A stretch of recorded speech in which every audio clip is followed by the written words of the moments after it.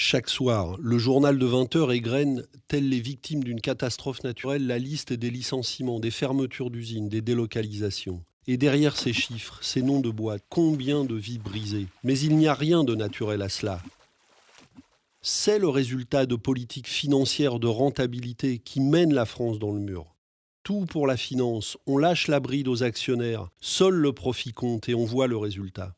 Au milieu de ce désastre, vous avez d'un côté le soldat Montebourg, plus ministre de la parole que ministre du redressement productif. Et de l'autre, vous avez l'armée des perroquets sur leur perchoir, qui, quelle que soit la question posée, siffle la même réponse, celle que leur souffle le MEDEF. Pour maintenir la France dans le peloton des têtes des pays développés, il faut créer un choc de compétitivité. On sait ce que ça veut dire, baisser les salaires, réduire la protection sociale, attaquer les droits des travailleurs, la durée légale du travail. Et cela conduit la France et l'Europe à la catastrophe. Même le FMI, qui n'en est pas une contradiction près, le dit. Tout en réclamant des mesures de plus en plus drastiques aux États, il s'interroge sur l'impact négatif de ces politiques d'austérité qui sont en train de tuer la croissance. Et puis, il y a des syndicats qui le disent depuis longtemps, et chaque jour de nouveaux économistes, et même des prix Nobel, qui tirent comme nous la sonnette d'alarme. Mais qui les écoute ? Disons la vérité.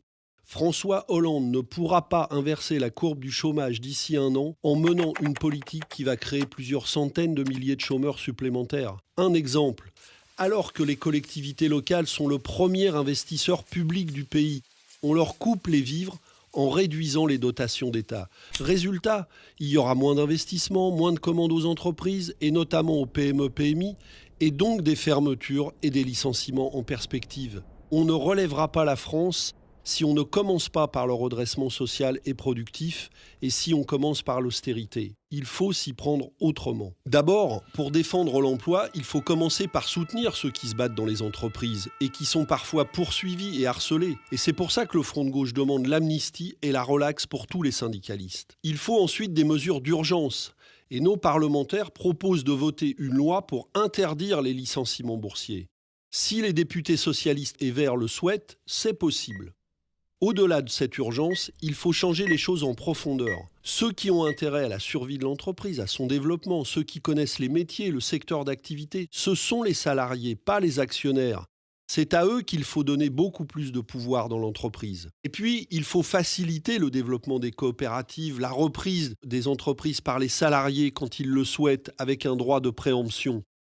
Il faut surtout mobiliser les financements, le crédit bancaire, le crédit monétaire au service du développement industriel.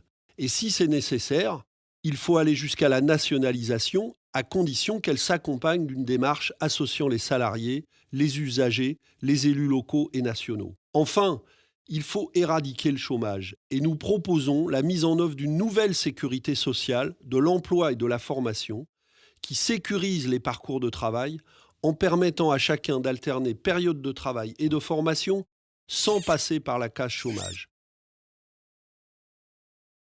Les vieilles recettes ne nous sortiront plus de la crise. N'ayons pas peur de penser différemment. Notre seul dessein, c'est l'humain d'abord et c'est l'avenir.